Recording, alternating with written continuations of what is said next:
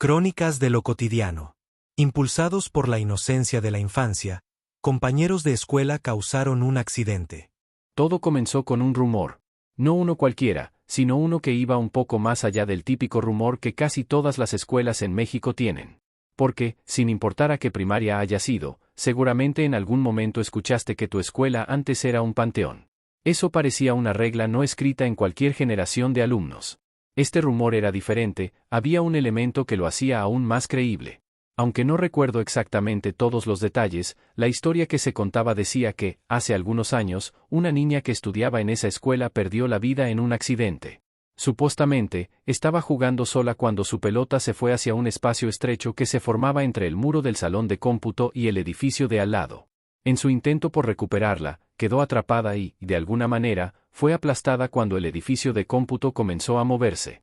Era una historia que se contaba entre los alumnos más grandes y a pesar de lo ilógico, todos lo creíamos, pues éramos muy pequeños. Además, como ya mencioné, había un objeto físico que le daba mayor credibilidad. Para que se entienda bien la historia, primero necesito describir un poco el lugar donde sucedió todo. No sé si logré hacerlo bien, pero lo intentaré. Aquella primaria, hablando de tamaño, el recuerdo muy grande. No sé si realmente lo era o si simplemente mi percepción de niño la hacía ver inmensa. Entre todas las áreas que tenía, había una cancha de arena donde solíamos jugar. A ojos de un adulto, aquella cancha debió haber estado inhabilitada. Estaba situada en la zona más alejada de cualquier supervisión adulta durante el receso y parecía haber estado ahí desde que la escuela comenzó a existir. Las porterías estaban muy oxidadas, incluso en algunos lugares se podía ver el cemento con el que estaban fijas al piso. La arena estaba llena de piedras de todos los tamaños, desde pequeñas hasta algunas bastante grandes, que ante una caída eran bastante peligrosas, pero a nosotros no nos importaba. Para algunos, ese era el mejor lugar para jugar. Lo más raro de la cancha, y lo que me hace pensar que era muy vieja, era la forma en la que estaba invadida por edificios. Del lado izquierdo tenía la esquina de un edificio, que se extendía hasta la parte trasera de una de las porterías. Del lado derecho, la invasión era aún mayor. La mitad del salón de cómputo estaba sobre la cancha, como si lo hubieran construido ahí porque no había otro lugar disponible. Pensándolo bien, creo que el edificio del lado izquierdo estaba así porque la cancha era la que invadía el terreno de alguien más y después fue cuando se construyó el edificio. Había solo un acceso a la cancha, que era por espaldas de una de las porterías. La otra estaba completamente cercada. A un lado tenía el edificio de cómputo, al otro costado el edificio de al lado y por detrás un muro altísimo, de al menos 3 pisos. Pero lo más extraño de todo era lo que había arriba de ese muro. Justo en la parte más alta, completamente visible desde cualquier punto de la cancha, había una cruz de metal de unos 60 centímetros. En el lugar donde yo vivía, ese tipo de cruces se solían colocar en zonas donde, a causa de un accidente, alguien había perdido la vida. No era algo desconocido para nosotros, incluso siendo niños, sabíamos lo que significaban. Ahí es donde aquel rumor comenzaba a tomar peso. Se decía que esa cruz era en memoria de la niña que había perdido la vida. Que la pusieron ahí porque fue justo en esa zona donde ocurrió el accidente. Algunos decían que si te quedabas solo en la cancha cuando ya todos se habían ido, podías escuchar el sonido de una pelota rebotando, aunque no hubiera nadie. Otros aseguraban que, si te parabas bajo la cruz y cerrabas los ojos, sentías una especie de escalofrío recorrer tu cuerpo. Eran historias que se contaban entre susurros, acompañadas de risas nerviosas y miradas de reojo hacia la cruz. Hubo un momento en el que el rumor cobró más fuerza, hasta el punto en que no había nadie en la escuela que no lo conociera. De alguna manera, todos hablaban de la niña atrapada, de su pelota perdida y de la cruz que, según decían, estaba ahí en su memoria. Fue en ese ambiente donde surgió la idea de hacer algo al respecto. Y yo estuve presente desde el primer momento, desde que se planeó hasta que se llevó a cabo. Todo comenzó con Samuel. No era su verdadero nombre, pero lo llamaré así por practicidad. Samuel era un niño inquieto, de esos que siempre tenían alguna ocurrencia y lograban convencer a los demás de seguirle el juego. Esta vez, sin embargo, su idea no era un simple juego. Convencido de que la historia era real, Samuel llegó a la conclusión de que debían hacer algo para liberar el espíritu de la niña. No podían dejarla atrapada ahí, sufriendo en el mismo lugar donde había perdido la vida. Tenían que ayudarla a descansar en paz. Para ello, necesitaban algunas cosas. Lo primero era una cruz. No importaba de qué estuviera hecha, siempre y cuando fuera una cruz. Lo segundo, un palo de madera, que serviría como base para sostenerla. Una vez que colocaran la cruz en uno de los extremos del palo, harían un círculo en el suelo usando la arena de la cancha. Y, por último, Samuel explicó que lo esencial era golpear con fuerza el centro del círculo con la cruz, como si con ese impacto pudieran romper las cadenas que mantenían atrapado el espíritu. Escuché que Samuel ideó ese plan basándose en algo que había visto hacer en su casa.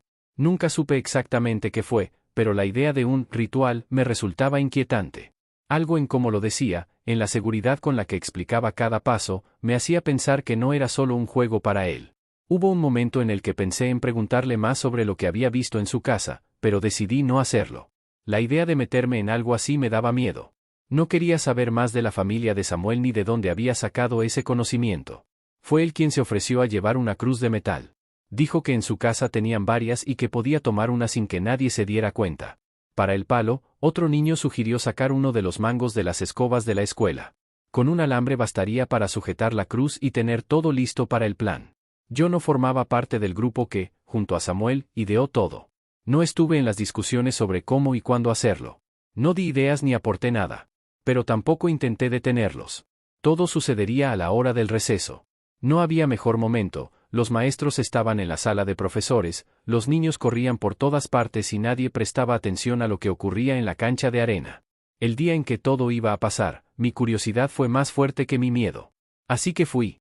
No supe cómo, pero logré acercarme lo suficiente para ver de cerca el palo con la cruz. Y fue entonces cuando noté dos detalles que me parecieron cruciales. El primero fue la manera en que la cruz estaba ajustada al palo de madera. No entendía cómo lo habían hecho, pero la unión se veía demasiado firme, demasiado rígida, como si un adulto lo hubiera hecho. El segundo detalle fue la forma de la cruz. Siempre había visto cruces formadas por dos rectángulos, con los 4 extremos en líneas rectas. Pero esta no era así. Los extremos no eran planos, sino puntiagudos, como si fueran pequeñas lanzas. Eso hizo que llamara aún más mi atención. Todo estaba listo para el paso final. Había más niños de los que esperaba. Algunos eran parte del grupo que había planeado todo con Samuel, pero la mayoría solo estaban ahí por el morbo, queriendo ver si realmente pasaba algo. Yo decidí no estar tan cerca. Para empezar, ya no había forma de acercarse sin empujar a alguien, pero, además, algo dentro de mí me decía que era mejor mantener cierta distancia. Entonces tomé una decisión: subir a una jardinera que estaba a un costado de la cancha. Desde ahí tenía el ángulo perfecto. La altura me permitía ver claramente el círculo de arena y, aunque ahora suene gracioso, también me daba algo de tranquilidad estar a cierta distancia, por si pasaba algo. Samuel pidió espacio. Él sería quien daría el golpe con la cruz en el centro del círculo de arena, así que necesitaba moverse con libertad. Los niños que estaban más cerca dieron unos pasos hacia atrás, formando un semicírculo a su alrededor. Antes de hacerlo, Samuel decidió practicar el movimiento. Sostuvo el palo con ambas manos, asegurándose de tener un buen agarre. Para asegurarse de que el golpe fuera fuerte y preciso, comenzó el movimiento llevándolo hacia atrás, apoyándolo en su espalda, como si fuera a lanzar un hachazo. Le vi hacer el movimiento un par de veces en el aire, como si estuviera tomando impulso. A su alrededor, el murmullo de los niños fue disminuyendo. Todos estaban expectantes. La tensión en el aire era evidente. Todos estaban completamente atentos a lo que iba a ocurrir. Alguien sugirió contar hacia atrás desde 3 para darle más impacto al momento. Sin dudarlo, todos comenzaron la cuenta regresiva en voz alta. 3. Samuel se posicionó, ajustó su agarre en el palo y tomó aire. 2. Llevó el palo aún más atrás, apoyándolo en su espalda, listo para descargar toda su fuerza en el golpe. 1. Samuel apretó los dientes y comenzó el movimiento con todas sus fuerzas. Se podía ver la tensión en su rostro. El palo pasó por encima de su cabeza, la cruz apuntando directamente al suelo. El golpe iba a ser certero. Pero justo cuando el palo comenzaba a descender, algo completamente inesperado sucedió. Uno de los niños que estaba entre los espectadores se inclinó hacia adelante, asomando su cabeza dentro del círculo. El descenso de la cruz no se detuvo. Uno de los picos de metal impactó directamente en su cabeza. El sonido del impacto aún retumbaba en mi cabeza. Por un instante, todo quedó en silencio. Pero en cuanto vi la reacción del niño golpeado, supe que algo estaba muy mal. Se quedó de pie, con los ojos bien abiertos, pero las lágrimas comenzaron a brotar de inmediato. Su llanto era un lamento desesperado, y fue entonces cuando vi el cuello de su camisa completamente manchado de rojo. No hizo falta que nadie dijera nada más. Todos los que estaban alrededor, incluido Samuel y los que habían planeado todo, salieron corriendo en distintas direcciones. No sé si por miedo, por nervios o por simple instinto, pero todos desaparecieron en cuestión de segundos. Yo, en cambio, me quedé paralizado un momento, tratando de procesar lo que acababa de pasar. Pero entonces recordé algo crucial: la maestra que ayudaba en la tienda durante el receso era el adulto más cercano. No lo pensé dos veces y corrí lo más rápido que pude en su dirección. Sentí que nunca había corrido así en mi vida. Esquivaba a quien se me atravesara, apartaba a los niños que estaban comprando en la tienda y, sin aliento, llegué hasta la maestra. «Un niño. Está muy mal», fue lo único que logré decir al principio. La maestra me miró con el ceño fruncido, pero al notar mi agitación y el tono de mi voz, dejó todo lo que estaba haciendo. Como pude, le expliqué que había ocurrido un accidente en la cancha de arena y que alguien estaba herido. Sin perder tiempo, la maestra corrió conmigo de regreso a la cancha. Sin embargo, cuando llegamos, el niño ya no estaba. Lo único que quedó fue un rastro de manchas rojas en la arena que se extendían fuera de la cancha, dirigiéndose hacia el edificio donde estaban las oficinas de los administrativos. La maestra, al ver eso, inmediatamente siguió el rastro, corriendo en esa dirección. Yo, en cambio, ya no tenía fuerzas para seguirle el paso. Estaba completamente agotado, así que decidí caminar. Cada paso que daba, sentía el corazón latiéndome con fuerza en el pecho. Después de eso, mi memoria se vuelve borrosa. Recuerdo haber llegado al edificio y escuchar el murmullo de adultos hablando apresurados. Pregunté por el niño y alguien me dijo que ya estaba adentro. Lo único que vi fueron algunas bicicletas estacionadas en la entrada, que parecían ser de paramédicos. Dentro del edificio, con la puerta cerrada, seguramente lo estaban atendiendo. Y después, nada. No sé qué pasó después de eso. No recuerdo si alguien nos llamó la atención, si Samuel fue castigado de alguna manera o si algún adulto realmente averiguó lo que había sucedido. Me gustaría decir que recuerdo más, que puedo darle un cierre a esta historia, pero de verdad no lo sé.